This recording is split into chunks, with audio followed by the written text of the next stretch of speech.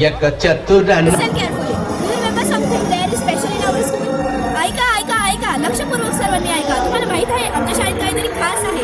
Something special for that, our principal ma'am, teachers and non-teaching staff and students are working hard. काहीतरी खास ज्यासाठी आपल्या principal madam, शिक्षक, शिक्षकेतर कर्मचारी आणि विद्यार्थी खूप मेहनत घेत आहेत. Something special for that, guests are invited. काहीतरी खास ज्यासाठी पाहुण्यांना आमंत्रित केले आहे.